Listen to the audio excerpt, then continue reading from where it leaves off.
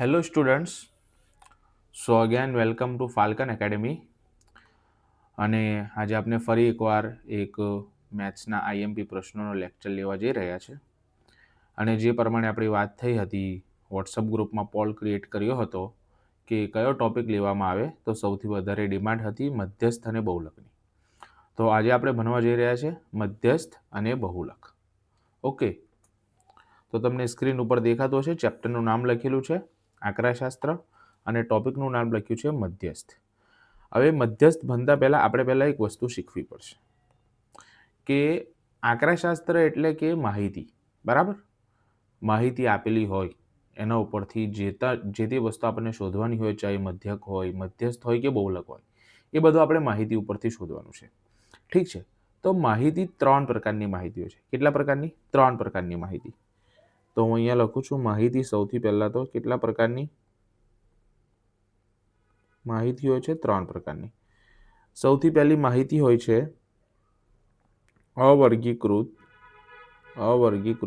અવલોકનો. અવર્ગીકૃત અવલોકનો.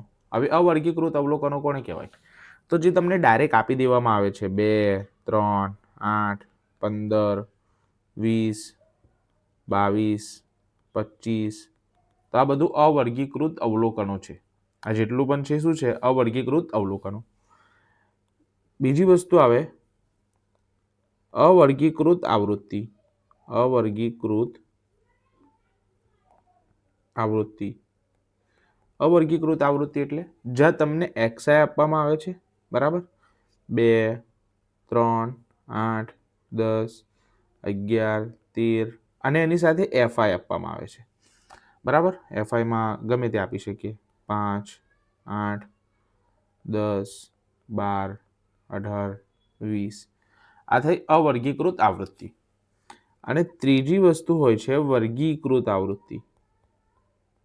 ત્રીજી વસ્તુ વર્ગીકૃત આવૃત્તિ.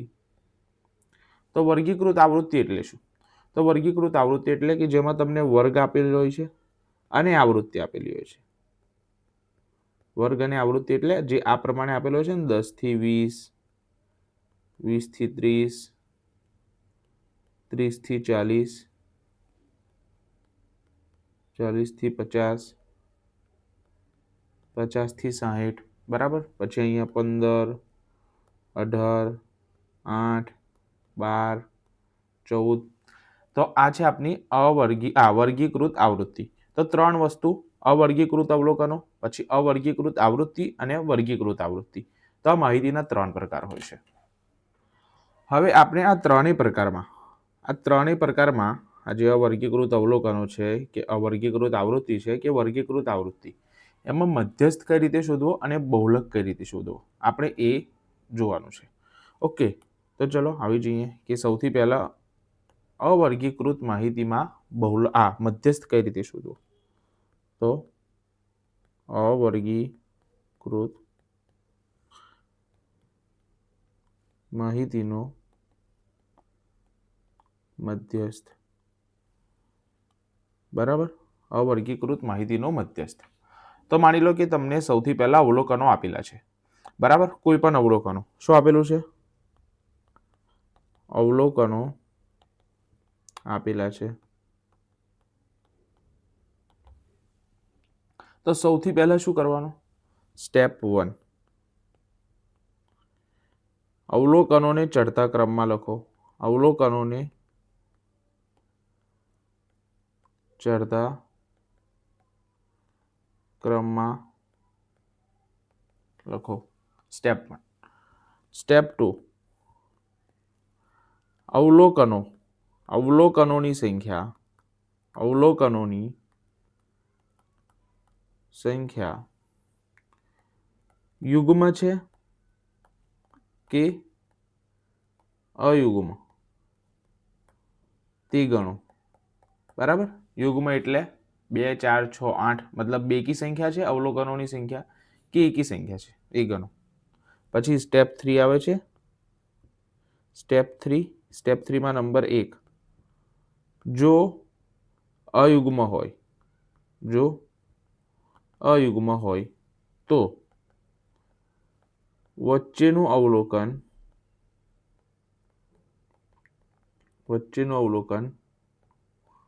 મધ્યસ્થ થશે. કયું અવલોકન? વચ્ચેનું અવલોકન મધ્યસ્થ થશે. ક્યારે? અયુગ્મ હશે ત્યારે. નંબર 2, માની લો કે અવલોકનોની સંખ્યા યુગ્મ છે. તો જો યુગ્મ હોય તો વચ્ચેનું અવલોકન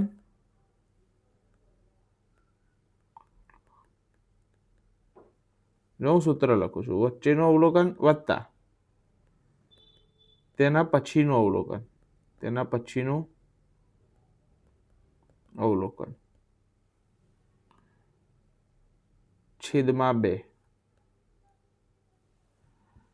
આનો જવાબ મધ્યસ્થ થશે.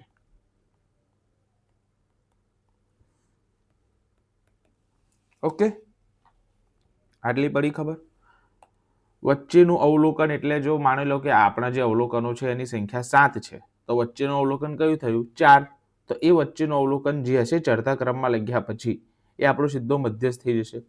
અને જો માની લો કે અવલોકનોની સંખ્યા 8 છે, અગર અવલોકનોની સંખ્યા 8 હોય તો વચ્ચેનું અવલોકન કયું થયું? 8 ભાગાકાર 2 કરીએ તો 4. અને એના પછીનું અવલોકન કયું થયું? 5. તો ચોથું અવલોકન વત્તા પાંચમું અવલોકન ભાગાકાર 2, એનો જે જવાબ આપણને મળશે એ આપણો શું થઈ જશે? મધ્યસ્થ થઈ જશે. હવે આ વસ્તુનો ખ્યાલ કઈ રીતે આવશે? તો એક્ઝામ્પલથી આવશે. તો ચલો એક્ઝામ્પલ જોઈએ.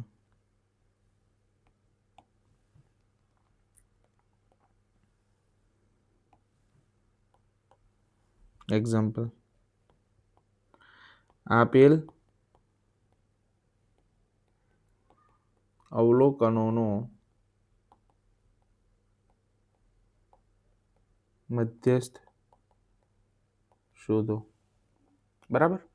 તો સૌથી પહેલા નંબર 1, 8, 10, 5, 6, 15, 12, 18, 20. ઓકે, આ આપણો ક્વેશ્ચન છે. તો ચલો સોલ્યુશન જોઈએ કઈ રીતે લખવાનું. તો સોલ્યુશન સૌથી પહેલા શું કરવાનું? સૌથી પહેલા તો ચડતા ક્રમમાં લખી દેવાના. ચડતા ક્રમમાં તો જોઈએ ચડતા ક્રમમાં. તો ચડતા ક્રમમાં લખશું તો સૌથી પહેલા 5 આવશે. બરાબર, 5. 5 પછી આવશે 6. 6 પછી આવશે 8. 8 પછી આવશે 10. 10 પછી છે 12. 12 પછી આવશે 15. પછી છે 18 અને લાસ્ટમાં 20.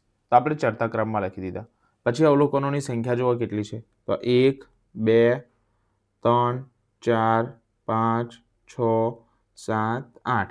અવલોકનોની સંખ્યા કેટલી છે? 8. તો આપણે અવલોકનોની સંખ્યાને n વડે દર્શાવીએ છીએ. બરાબર. તો n બરાબર 8 છે. તો મધ્યસ્થ બરાબર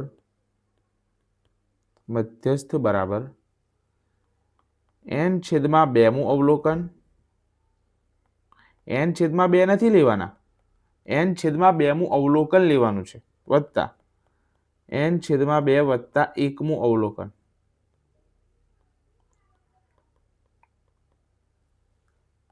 છેદમાં 2. અગર કોઈને સૂત્ર યાદ નથી થતું તો વાંધો નહીં, ડાયરેક્ટલી હું તમને શીખવાડું છું. 8 છે n બરાબર કેટલા છે? 8. તો n ના અડધા કેટલા થાય? 4. તો ચોથું અવલોકન અને 4 પછી કયો નંબર આવે? 5 વત્તા 5મું અવલોકન. બરાબર. તો ડાયરેક્ટ લખતા શીખો. ચોથું અવલોકન વત્તા 5મું અવલોકન છેદમાં 2. તો ઇઝ ઇક્વલ ટુ, ધ્યાનથી જો ચોથું અવલોકન કયું છે? ક્યારે? ચડતા ક્રમમાં લખ્યા પછી, જૂનું નહીં, ચડતા ક્રમમાં લખ્યા પછી ચોથું અવલોકન છે 10 અને પાંચમું અવલોકન છે 12. ઓકે, તો 10 વત્તા 12 ના છેદમાં 2. તો 10 અને 12 કેટલા થઈ ગયા? 22. 22 ના છેદમાં 2. તો જવાબ આવી ગયો 11. તો આપણો મધ્યસ્થ કેટલો થઈ ગયો? 11. તો જ્યારે પણ આ પ્રમાણે અવલોકનો આપેલા હોય અને અવલોકનોની સંખ્યા યુગ્મ હોય, જે રીતે અહીંયા 8 હતી, તો એના અડધા કરી દેવાના, 8ના અડધા 4, તો ચોથું અવલોકન વત્તા એના પછીનું એટલે પાંચમું અવલોકન, પછી ચડતા ક્રમમાં લખ્યા પછી જુઓ ચોથું અવલોકન કયું છે તો 10 હતું અને પાંચમું અવલોકન કયું છે તો 12 હતું, તો 10 વત્તા 12 ના છેદમાં 2. ઘણીવાર લોકો 4 વત્તા 5 ના છેદમાં 2 કરતા હોય છે, જે ખોટું છે. 4 નંબર નથી લેવાનો, ચોથા નંબર પર કોણ ઊભું છે તો ચોથા નંબર પર 10 ઊભો છે એ લેવાનું છે, અને પાંચમા નંબર પર કોણ ઊભું છે તો પાંચમા નંબર પર 12 ઊભો છે, તો આપણે એ લેવાનું છે અને ભાગાકાર 2 કરવાનું છે. તો 10 વત્તા 12 ભાગાકાર 2 તો 22 છેદમાં 2 અને ફાઇનલ જવાબ આવી ગયો 11. એક બીજો એક્ઝામ્પલ જોઈએ.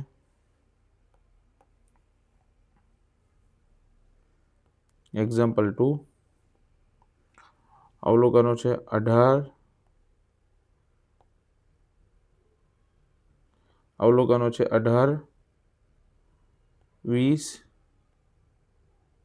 11, 19, 25, 23, 30, 28 અને 12.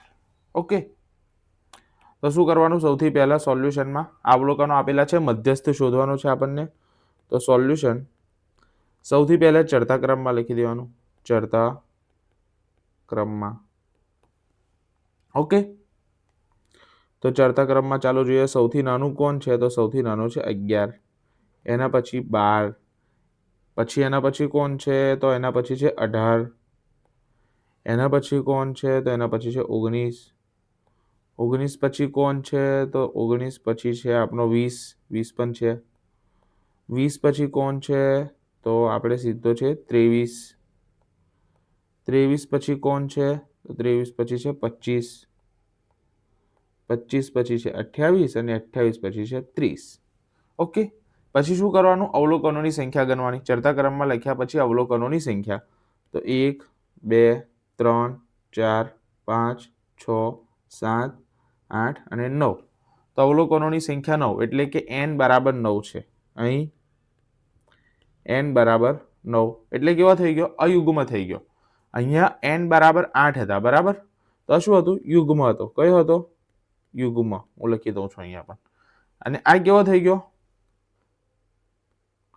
અયુગ્મ થઈ ગયો, બરાબર. તો ડાયરેક્ટ સૂત્ર આવશે મધ્યસ્થ બરાબર, શું સૂત્ર આવશે? મધ્યસ્થ બરાબર વચ્ચે વાળું અવલોકન, વચ્ચેનું અવલોકન. હવે અહીંયા વચ્ચેનું અવલોકન શું છે? તો જ્યારે 9 આપેલા હોય, n બરાબર 9 હોય, તો વચ્ચેનું અવલોકન કયું થાય? વચ્ચેનું અવલોકન થાય પાંચમું અવલોકન, પાંચમું અવલોકન. અને પાંચમું અવલોકન કયું છે? તો આપણે જો ડાયરેક્ટ જોઈએ, આ પહેલું છે, આ બીજું છે, આ ત્રીજું છે, આ ચોથું છે ને આ પાંચમું અવલોકન. તો પાંચમું અવલોકન છે 20. તો આ ડાયરેક્ટ તમારો આન્સર થઈ ગયો. જ્યારે અયુગ્મ આપેલું હોય ત્યારે મધ્યસ્થ કેટલો થઈ ગયો? 20 થઈ ગયો. ઓકે, આટલી ખબર પડી ગઈ? આશા છે કે તમને આટલી ખબર પડી ગઈ હશે, બરાબર. હવે આપણે જોવાનું છે કે જ્યારે xi અને fi આપેલા હોય ત્યારે મધ્યસ્થ કઈ રીતે શોધવો, બરાબર. વર્ગવાળા નહીં, ડાયરેક્ટ xi અને fi આપેલા હોય ત્યારે મધ્યસ્થ કઈ રીતે શોધવો. તો હું સૌથી પહેલા ક્વેશ્ચન લખું છું, પછી તમને સમજાવું કે આમાં કઈ રીતે કામ કરવાનું હોય છે. ઓકે, ઓકે, તો તમને સ્ક્રીન ઉપર ક્વેશ્ચન હવે દેખાતો હશે. તો ચલો હવે સોલ્યુશન જોઈએ આનું અને કઈ રીતે સોલ્વ કરવાનું. તો સૌથી પહેલા તો આપણે કોષ્ટક બનાવીશું. xi જ્યારે પણ મધ્યસ્થની વાત આવે અને આવૃત્તિ આપેલી હોય ત્યારે, વર્ગ આપેલો હોય કે xi આપેલો હોય, જો આવૃત્તિ આપેલી હોય તો 3 કોલમ આવશે, xi, fi અને ત્રીજો કોલમ આવશે cf, જેને આપણે સંચયી આવૃત્તિ કહીએ છીએ, બરાબર. તો 3 વસ્તુ આવશે. હવે આપણે xi ને પાછા શેમાં લખીશું? ચડતા ક્રમમાં લખીશું. તો સૌથી નાના કોણ છે? 5, ત્યાર પછી કોણ છે? 8, ત્યાર પછી કોણ છે? 10, ત્યાર પછી 11, પછી 15 અને પછી 18. ઓકે, પછી fi, જેનો fi જેની સામે છે એને લખીશું. પાછા fi ને પણ ચડતા ક્રમમાં લખવાના બેસતા, બરાબર. જેનો fi જેની સામે છે એ જ લખીશું. જે રીતે 5 ના સામે કેટલો છે? 4, તો આપણે અહીંયા 5 ના સામે કેટલા લખીશું? 4. એ જ પ્રમાણે 8 છે બીજા નંબર પર, તો 8 ના સામે કેટલા છે? અહીંયા જુઓ, 8 ના સામે 2 છે, તો આપણે અહીંયા 2 લખીશું. એ રીતે 10ના સામે 10ના સામે પણ 2 છે, તો આપણે અહીંયા 2 લખીશું. 11ના સામે 5 છે, તમે સમજી જ ગયા છો એટલે હું ડાયરેક્ટ હવે લખું છું. 15ના સામે 3 છે અને 18ના સામે 4 છે. બરાબર. પછી છે ને આપણને લખવાનો છે CF. CF એટલે કે આ જે અવલોકનો છે, અહીંયા 4 છે, તો અહીંયા તો પહેલા એમને એમ 4 લખી દો. હવે આગળ અહીંયા જે 4 લખ્યો એમાં આ ઉમેરીને લખવાનું. તો આ 4 હતો અહીંયા ને આ 2 કેટલા થાય? તો બીજા નંબર પર 6 આવશે. પછી 6 અને આ 2 કેટલા થાય? ત્રીજા નંબર પર 8 આવશે. 8 અને આ 5 કેટલા થાય? તો 13 આવશે. 13 અને આ 3 કેટલા થાય? તો 16 આવશે. 16 અને આ 4 કેટલા થાય? તો 20 આવશે. બરાબર. આ રીતે આપણને લખવાનું છે CF. તો ચલો લખીએ. બરાબર. સૌથી પહેલા 4 એવો ને એવો, પછી આ 4માં અહીંયા આમ જવાનું, આ 2 ઉમેરવાના, તો કેટલા થઈ ગયા? 6. 6માં પાછા આ 2 ઉમેરવાના, તો કેટલા થઈ ગયા? 8. 8માં આ 5 ઉમેરવાના, તો કેટલા થઈ ગયા? 13. 13માં આ 3 ઉમેરવાના, તો કેટલા થઈ ગયા? 16. અને 16માં આ 4 ઉમેરવાના, કેટલા થઈ ગયા? 20. બરાબર. આટલી ખબર પડી ગઈ? ઓકે. કે એના પછીનો નંબર ઉમેરતા જવાનું છે, તો એ પ્રમાણે આપણે સંચયી આવૃત્તિ લખવાની છે. હવે આ જે છેલ્લો આંકડો આવ્યો ને 20, આ જે છેલ્લો આંકડો આવ્યો 20, એને આપણે કેપિટલ N કહીશું. શું કહીશું? Capital N. બરાબર. N બરાબર 20. અને આવા કેસમાં જે આપણો મધ્યસ્થ છે એ થશે મધ્યસ્થ બરાબર N/2 મું અવલોકન. શું થશે? N/2 મું અવલોકન. હવે અહીંયા કોઈ બીજું કંઈ કરવાનું નથી કે શું કહેવાય, જે પ્રમાણે આપણે એવું કહેવા જઈએ કે યુગ્મ અયુગ્મ જેવું અહીંયા કશું કરવા જેવું છે નહીં. બરાબર. ડાયરેક્ટ N/2 માં અવલોકન. કદાચ તમે બીજું કંઈ સૂત્ર જોયું હશે પણ એને કન્સિડર ના કરો. હું તમને ડાયરેક્ટ એક ટ્રીક શીખવાડું છું. N/2 મું અવલોકન. N/2 એટલે કેટલા? 10મું અવલોકન. કયું અવલોકન? 10મું અવલોકન. ઠીક છે. હવે 10મું અવલોકન કયું છે? તો આ જે 13 આપેલા હોય ને, અહીંયા તો દેખાતું નથી, તો સંચયી આવૃત્તિ જોવાની. શું જોવાનું? સંચયી આવૃત્તિ. એમાં 10 ક્યાં આવેલા છે? તો 8 અહીંયા છે ને અહીંયા 13 છે. એનો મતલબ 10 આ 13માં આવેલા હોય. 10 ક્યાં આવેલો હોય? આ 13માં. આ 13 જ્યાં લખેલો છે ને ત્યાં આપણા 10 આવેલા હોય. 8માં આવેલા ના હોય. 8 પછી આવેલા છે, તો 8 પછી સીધું આ 13નું જે આપણને બોક્સ છે આ મળે છે. તો આમાં જે XI હોય ચડતા ક્રમમાં ગોઠવ્યા પછી આમાં જે XI હોય આપણે શું થઈ ગયો? બહુલક થઈ ગયો. તો અહીંયા 10મું અવલોકન કેટલું છે? 11. તો સોરી, બહુલક નહીં, મધ્યસ્થ થઈ ગયો. તો આપણો મધ્યસ્થ કેટલો થઈ જશે? 11. ઓકે. આટલી ખબર પડી ગઈ? ઓકે. ચલો તો હવે આપણે આગળ જઈએ. અને જ્યારે જે તમારી એક્ઝામમાં થોડું ઇમ્પોર્ટન્ટ વધારે હોય છે આના કરતાં, કે વર્ગ અને આવૃત્તિ આપેલી હોય એવા દાખલાઓમાં મધ્યસ્થ કઈ રીતે શોધવો એની ચર્ચા કરીએ. ઓકે. ઓકે. તો તમને સ્ક્રીન ઉપર એક ક્વેશ્ચન દેખાતો હશે. એમાં કીધું છે આપેલ માહિતીનો મધ્યસ્થ શોધો. અને તમે જોઈ રહ્યા છો આ ક્વેશ્ચન 2022માં પૂછાયેલો છે. તો આવા સવાલ પૂછાવાની શક્યતા પણ છે. તો ચલો આપણે સોલ્યુશન તરફ જઈએ, કઈ રીતે શોધવાનો. ઓકે. હું આને થોડો નીચે લઈ લઉં છું આ ફોટાને. તો એક નવો સવાલ છે અને એનું સોલ્યુશન આપણે જોઈ લઈએ. કામ કરો ને, નવી સ્ક્રીન પર લઈ લો, નવા પેજ ઉપર. ચલો.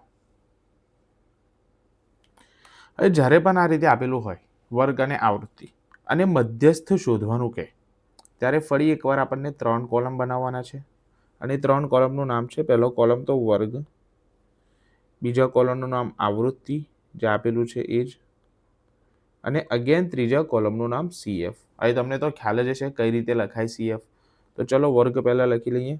0 થી 10, 10 થી 20, 20 થી 30, 30 થી 40, 40 થી 50, 50 થી 60. હવે તમને પ્રશ્ન થતો હશે, સર અહીંયા આપણે ચડતા ક્રમ જેવું કંઈ જોયું નહીં. તો જ્યારે પણ વર્ગમાં આપેલી હશે ને આ ક્વેશ્ચન, ત્યારે ઓલરેડી ચડતા ક્રમમાં છે. જો 0 થી આપણે 10 પર ગયા, 10 થી 20 પર ગયા, 20 થી 30 પર, 30 થી 40 પર, 40 થી 50 પર. અહીંયા પણ 10 થી 20, 20 થી 30, 30 થી 40, 40 થી 50 અને 50 થી 60. તો ચડતા ક્રમમાં જ છે. ઓકે. અને ચડતા ક્રમમાં જ આપેલું હશે. આમાં કોઈ એવું તમને એ મૂંઝવણમાં ના રહેતા કે ચડતા ક્રમમાં ના આપ્યું હોય તો શું કરવાનું. એ હંમેશા વર્ગવાળા દાખલા ચડતા ક્રમમાં જ આપે છે. અહીંયા આવશે 5, અહીંયા આવશે 8, 20, 15, 7 અને 5. ચાલો CF કઈ રીતે લખવાનો? તો પહેલાં 5 અહીંયા લખી દઈશું. પછી આ 5 ને 8 કેટલા થાય? 13. પછી 13 ને 20 કેટલા થાય? તો 33. જો તમારી ગણતરી સારી હોય છે તો તમને ખ્યાલ આવી જશે. 33 ને 15 કેટલા થાય? 48. 48 ને 7 તો 48 ને 7 થશે 55. 55 ને 5 થશે 60. આ તમારો છે n. શું છે આ તમારો n? ઓકે, આટલું કરી દીધું. હવે અહીંયા મધ્યસ્થનું એક સૂત્ર છે. જ્યારે પણ વર્ગવાળી વાત આવે ત્યારે મધ્યસ્થનું એક સૂત્ર છે. હવે જોઈએ સૂત્ર કયું છે. તો મધ્યસ્થનું સૂત્ર છે L plus n/2 minus CF છેદમાં F ગુણાકાર H. આ એક સૂત્ર છે કોનું? મધ્યસ્થનું. હવે અહીંયા L શું છે, n તો આપણને ખબર છે એટલે n/2 નો વાંધો નહીં. CF શું છે, F શું છે, ચાલો જોઈ લઈએ. તો સૌથી પહેલા આપણે કરીશું n/2 અહીંયા, બરાબર. તો n/2 એટલે 60/2. એનો જવાબ આવશે 30. તો આપણે જોવાનું કે CF માં 30 ક્યાં છે. તો મેં તમને પાછલા વિડીયોમાં શીખવાડ્યું હતું, સોરી પાછલા ક્વેશ્ચનમાં જ, કે આ 13 પછી અહીંયા 33 આવે છે તો 30 આમાં હોય. શેમાં હોય? 13 પછી શું આવે છે? 33 આવે છે. તો CF શેમ આ n શેમાં હોય? આમાં 33માં. આ 30 આપેલો છે તો એના કરતાં વધારે 33માં હોય n. હવે આપણે એ વસ્તુ છે કે હવે L શું છે. તો આ જે 33 છે ને 33 એ લાઈનમાં આપણે આગળ વધીએ ને તો આ વર્ગ આવે છે. તો આ વર્ગની જે નાની લિમિટ કહેવાય, નાની વસ્તુ વર્ગ જ્યાંથી ચાલુ થાય, ક્યાંથી ચાલુ થાય છે? 20. એને આપણે L કહીશું. હું અહીંયા જ લખી દઉં છું. આપણો 33 વાળો મધ્યસ્થ વર્ગ થયો, આ મધ્યસ્થવાળું ખાણું થયું. હવે એમાં આ મધ્યસ્થ વર્ગ કહેવાય. એમાં આ જે 20 છે ને એને L કહેવાય. ઓકે, અહીંયા આ જે 20 છે આવૃત્તિમાં, ત્યાં ગમે તે હોઈ શકે છે. અહીંયા અનફોર્ચ્યુનેટલી 20 જ છે, બાકી ગમે તે હોઈ શકે છે. અહીંયા આ જે 20 છે એને F કહેવાય. શું કહેવાય? F. અને અહીંયાથી થોડું ક્રોસમાં આમ જવાનું બેક. તો આ જે 13 છે ને 13 એને કહેવાય CF. પડી ખબર આટલી? કે આ જે આપણો 33 વાળું ખાનું મળ્યું, 33 વાળા ખાનામાં જોવાનો વર્ગ, તો વર્ગમાં જે સૌથી નાનું હોય 20 થી 30, તો 20 નાનું કહેવાય તો એને L કહેવાય. પછી અહીંયા આવૃત્તિમાં એ ખાનામાં જે આવૃત્તિ હોય એને F કહેવાય. અને એના ઉપરના ખાનામાં જે CF હોય એને આપણો CF આપણે કહીશું. ઓકે, આટલી ખબર પડી. અને H તો વર્ગ લંબાઈ, H એટલે આ વર્ગ લંબાઈ. કેટલાનો ફરક છે આમાં? તો 10નો ફરક છે. તો ચલો કિંમતો મૂકી દો. L ની કિંમત 20 વત્તા n/2 એની કિંમત છે 30 માઇનસ CF ની કિંમત કેટલી આપણે જોઈ? તો CF ની કિંમત આપણે જોઈ 13 છેદમાં F ની કિંમત 20 ગુણાકાર 10. ઓકે, હવે અહીંયા શું થશે? તો આ 0 અને આ 0 કેન્સલ થઈ ગયું. અહીંયા 20 પ્લસ એટલે આના ભાગાકારમાં કંઈ નથી, 20 છૂટા જ છે તો 20 છૂટા એમના એમ વત્તા 30માંથી 13 જાય તો કેટલા બાકી રહે? 17/2. તો 20 વત્તા 17/2 એટલે જો તમારી ગણતરી સારી એવી હોય તો એનો જવાબ આવે છે 8.5. 17ના અડધા તો 8.5. તો આપણો ટોટલ જવાબ થઈ ગયો 28.5. તો આ થઈ ગયો મધ્યસ્થ. આ તમારું શું થઈ ગયું? મધ્યસ્થ. તો આ રીતે દાખલા ગણવામાં આવે છે. મધ્યસ્થ આ રીતે શોધવામાં આવે છે. આપણે અલગ અલગ રીતમાં કઈ રીતે મધ્યસ્થ શોધવો એ આપણે જોયું, કે જ્યારે ખાલી અવલોકનો આપેલા હોય ત્યારે શું કરવું, જ્યારે XI અને FI આવૃત્તિ વિતરણ આપેલું હોય ત્યારે શું કરવું એ પણ અવર્ગીકૃત, જ્યારે વર્ગ અને આવૃત્તિવાળું આપેલું હોય ત્યારે શું કરવું. હવે એક બહુ ઇમ્પોર્ટન્ટ ટાઈપનો દાખલો જે લગભગ પરીક્ષામાં હોય છે જ, જેને આપણે એવું કહીએ છીએ ખૂટતી આવૃત્તિ શોધવાનું. બરાબર, મધ્યસ્થની કિંમત આપેલી હોય અને એના પરથી શું શોધવાનું હોય? ખૂટતી આવૃત્તિ શોધવાની હોય. એ દાખલો આપણે ગણીને આ લેક્ચરને પૂરો કરીશું. ઓકે, તો જો હવે તમને એક નવો ક્વેશ્ચન દેખાઈ રહ્યો છે. હવે ચલો સવાલને વાંચીએ એક સાથે. નીચે આપેલી આવૃત્તિ વિતરણનો મધ્યસ્થ 38.2 છે, એટલે મધ્યસ્થ આપી દીધો છે. જો કુલ આવૃત્તિ 165 હોય એટલે n આપી દીધો છે, કુલ આવૃત્તિ એટલે, તો x અને y શોધો. હવે અહીંયા આવૃત્તિ વિતરણ આપેલું છે અને આ x અને આ y, આ બે વસ્તુ આપણને શોધવાની કીધી છે. તો ચલો આપણે તો આપણા કામ પ્રમાણે કામ કરવાનું. બરાબર, શું કરવાનું? તો સૌથી પહેલા તો વર્ગ, સોલ્યુશન, સૌથી પહેલા શું લખવાનું? વર્ગ, પછી આવૃત્તિ અને પછી લખવાનો CF. ઓકે, આટલી ખબર પડી. વર્ગ એટલે 5 થી 14, 14 થી 23, 23 થી 32, 32 થી 41, 41 થી 50, 50 થી 59 અને 59 થી 68. આવૃત્તિ 5, 11, X, 53, Y, 16 અને લાસ્ટમાં 10. હવે CF કઈ રીતે લખવાનો?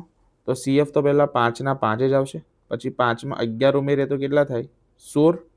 પછી 16માં X ઉમેરીએ તો X કેટલા છે આપણને નથી ખબર, એટલે આપણે લખી દેવાનું 16 + X. બરાબર, શું લખી દેવાનું? 16 + X. પછી એમાં 53 ઉમેરીએ તો 16માં 53 ઉમેરીએ તો આપણું થશે 69 અને આ વત્તા X તો એમનો એમ જ, 64 નથી, 69 છે. ચાલો, પછી એમાં પાછા Y ઉમેરીએ તો Y શું આપણને નહીં ખબર, તો 69 + X + Y આવું લખવાનું. અહીં જો એક વસ્તુ તમને બતાવું મસ્ત. આ લાસ્ટમાં n બરાબર 165 આપેલું છે, એટલે અહીંયા તો 165 જ આવશે. પછી એનાથી જસ્ટ ઉપર જશું, આ ખાનામાં, આ જે ખાનું છે અહીંયા લખવાનું. તો એ 10 અહીંયા જે આવતું હતું એમાં 10 ઉમેરાઈને 165 થયા. એનો મતલબ 165માંથી આ જે 10 છે એ આપણે કાઢી નાખીએ. શું કરીએ? આ 165માંથી આ 10 કાઢી નાખીએ તો ઉપરવાળો જવાબ આવી જશે. ઓકે, તો એ જવાબ આવે છે 155. સેમ વસ્તુ, આ 155માંથી આ 16 આપણે કાઢી નાખીએ તો ઉપરવાળું આપણને CF મળી જશે. બરાબર, અહીંયા જે સંખ્યા છે એમાં 16 ઉમેરીએ તો 155 આવે. તો 155માંથી એ 16 પાછા બાદ કરી દઈએ. અહીંયા જે છે એમાં 16 ઉમેરીએ તો 155 આવે. તો 155માંથી પાછા એ 16 બાદ કરી દઈએ તો ઉપરવાળો જવાબ મળશે. તો એનો જવાબ મળશે 155માંથી 16 બાદ કર્યા પછી 139. એટલે આપણને એ વસ્તુ મળી ગઈ કે 69 + X + Y બરાબર કેટલા છે? 139. બાકી આપણે આગળ બાદમાં જોઈ લઈશું. ઓકે, આટલી ખબર પડી ગઈ. ચલો, તો હવે બીજી ઇન્ફોર્મેશન અહીંયા સવાલમાં આપેલી છે કે M બરાબર, M એટલે મધ્યસ્થ, M એટલે કે શું? મધ્યસ્થ લખું છું, મધ્યસ્થ બરાબર કેટલો આપેલો છે? તો 38.2. 38.2 મધ્યસ્થ બરાબર 38.2. તો આપણે અહીંયા જવાનું, જે આપણો વર્ગ છે એમાં જોવાનું કે 38 ક્યાં આવશે. 38.2 કયા વર્ગમાં આવશે? તો 5 થી 14માં તો ના આવે, 14 થી 23માં પણ ના આવે, 23 થી 32માં પણ ના આવે, 32 થી 41માં વચ્ચે 38 આવી જશે. તો આપણો મધ્યસ્થ વર્ગ થઈ ગયો, 32 થી 41ના વચ્ચે આવી જશે 38.2. તો મેં તમને કીધું હતું કે જેવો મધ્યસ્થ વર્ગ આપણને મળે, અહીંયા જેવો પણ આપણને મધ્યસ્થ વર્ગ મળે તો એની જે નાની આવૃત્તિ હોય, મતલબ કે આ 32 એને આપણે L કહીશું. એમાં જે અહીંયા આવૃત્તિમાં આવતું હોય એને આપણે F કહીશું. અને એના ઉપર જે વસ્તુ હોય, એટલે અહીંયા કેટલી છે? 16 + X. આ આપણું શું થઈ ગયું? CF થઈ ગયું. અને આપણો H બરાબર 9 છે અહીંયા. તો આપણે સૂત્ર મૂકીશું. H બરાબર 9 કઈ રીતે ખબર પડી? તો 5 અને 14ના વચ્ચે કેટલો ગેપ છે? 9નો. એમ ના ખબર પડે તો 14માંથી 5 બાદ કરો, કેટલો જવાબ આવશે? 9. ઓકે, તો આપણે સૂત્ર મૂકીશું, મધ્યસ્થ બરાબર L + n/2 માઇનસ CF ના છેદમાં F ગુણાકાર H. મધ્યસ્થ આપેલો છે કેટલો છે? 38.2. તો મધ્યસ્થની જગ્યાએ લખી દઈશું 38.2. L આપણે અત્યારે જ જોયો કેટલો હતો? 32. તો 32 વત્તા n/2. n/2 એટલે 165/2. n 165 છે ને એના છેદમાં 2 એટલે n/2 માઇનસ CF. CF કેટલો છે? તો 16 + X. આ રહ્યો આપણો CF જે હતો એ 16 + X. તો અહીંયા લખાશે, કૌંસ પાડીને લખવાનો 16 + X, કારણ કે બહાર માઇનસ છે એટલે કૌંસ પાડીને લખવાનું. છેદમાં F ની કિંમત કેટલી છે? તે F પણ આપણે જોયો તો, F છે 53. 53 ગુણાકાર એચ કેટલો છે 9. ઓકે, આશા રાખું છું આટલી ખબર પડી ગઈ છે કઈ રીતે કિંમતો આપણે મૂકી છે. ઠીક છે, ચલો તો સૌથી પહેલા 38.2, આ જે 32 છે ને આપણા, આ 32 એને આપણે આ બાજુ લાવી દઈએ. તો 38.2 માઇનસ 32 બરાબર 165/2. માઇનસ અંદર જશે તો -16, પછી આ માઇનસ પાછો અંદર જશે તો માઇનસ પ્લસ માઇનસ એક્સ આખાના છેદમાં 53 ગુણાકાર 9. તો 38.2 માંથી 32 જાય તો રહેશે 6.2. કેટલા રહેશે 6.2 બરાબર. હવે અહીંયા આપણે લઈશું લસા. લસા એટલે કે આ બે ને અહીંયા ગુણી નાખીશું. તો 165, આ બે અહીંયા ગુણાયો, અહીંયા પણ ગુણાશે. -16 દુની 32 માઇનસ 2x ના છેદમાં 2 ગુણાકાર 53 ગુણાકાર 9. ઓકે, આટલી ખબર પડી ગઈ. હવે આપણે શું કરીશું? તો આપણે આ બે ને અહીંયા લઈ આવીશું, એટલે કેટલા થઈ જશે 12.4. 6 ના ડબલ 12 અને 0.2 ના ડબલ 0.4 બરાબર 165 માંથી 32 જાય તો કેટલા રહે? તો 165 માંથી પહેલા 30 જાય તો 135, 135 માંથી 2 જાય તો 133 બાકી રહે.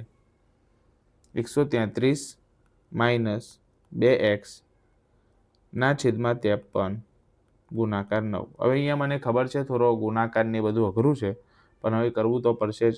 તો 53 અહીંયા આવશે. તો 53 ગુણાકાર 12.4 બરાબર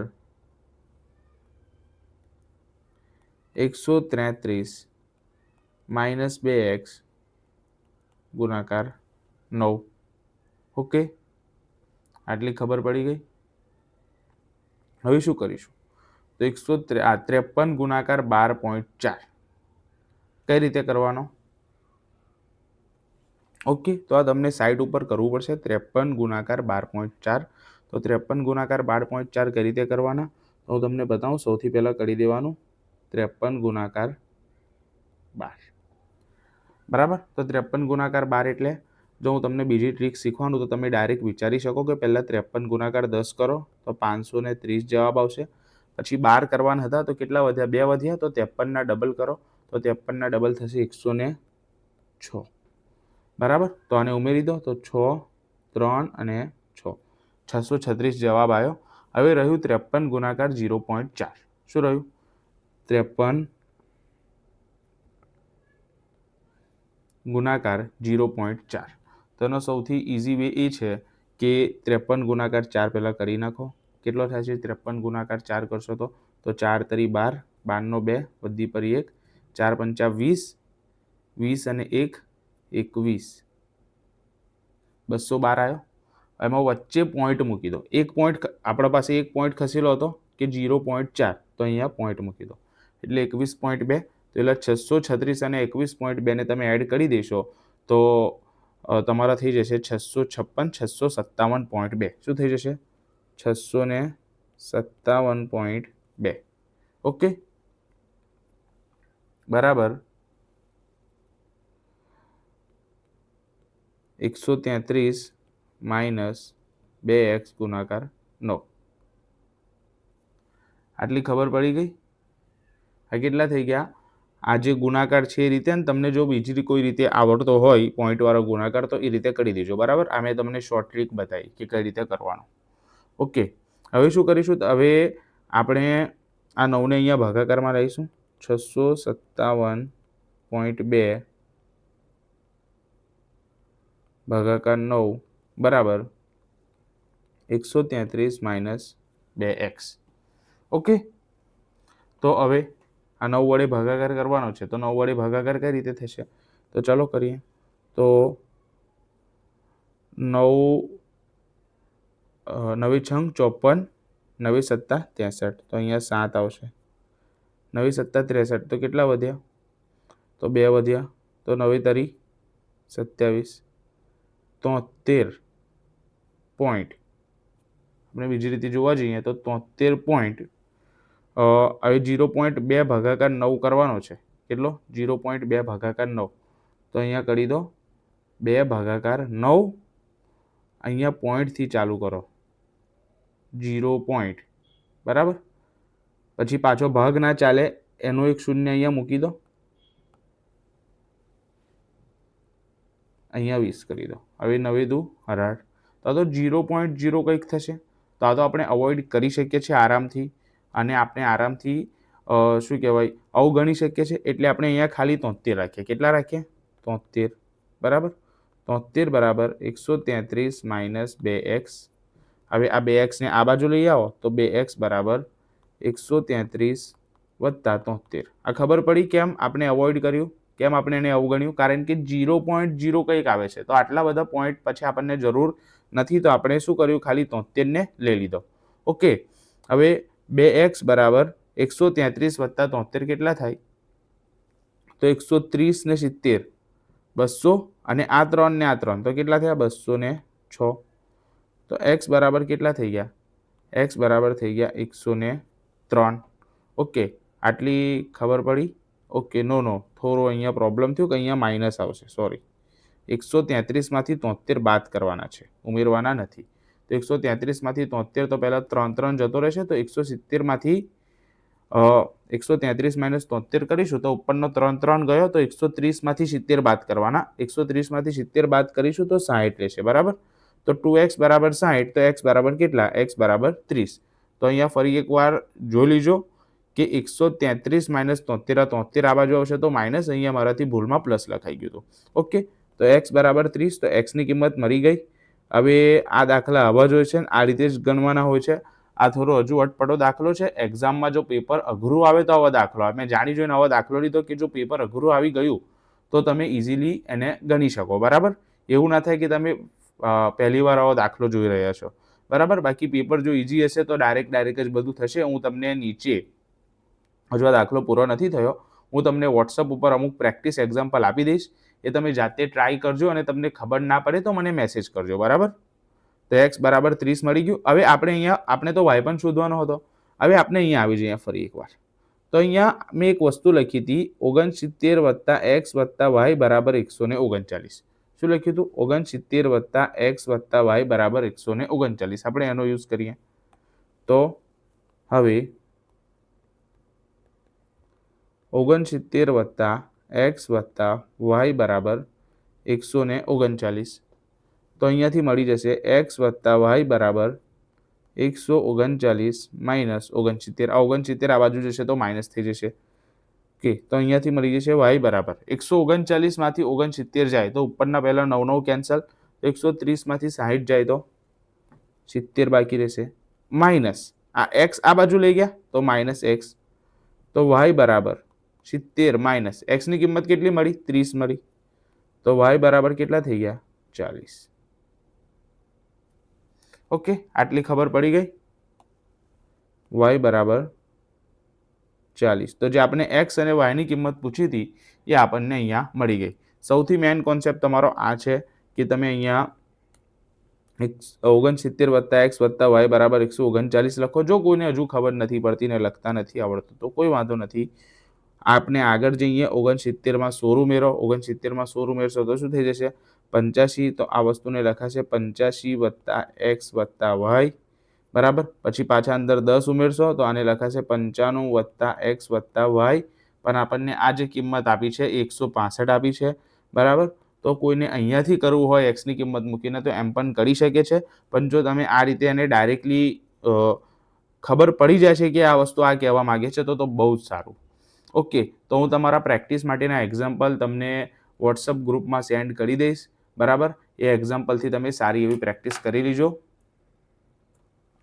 ઠીક છે, તો આ વિડીયોને અહીંયા પૂરો કરીએ છીએ. તમે આખો વિડીયો જુઓ અને મધ્યસ્થના એક્ઝામ્પલ પ્રેક્ટિસ કરો. પછી આપણે કાલે બહુલકના વિડીયો પર બહુલક વિશે વાત કરીશું, અને બહુલકનો વિડીયો અપલોડ કરીશ અને બહુલકના પ્રેક્ટિસ એક્ઝામ્પલ તમને આપી દઈશ. અને પછી આપણે બીજા જે 2 દિવસ રહ્યા એમાં આપણે શું કરીશું, તો એમાં આપણે જે એક માર્કના ક્વેશ્ચન છે એના પર આપણે વાત કરીશું. Okay, thank you.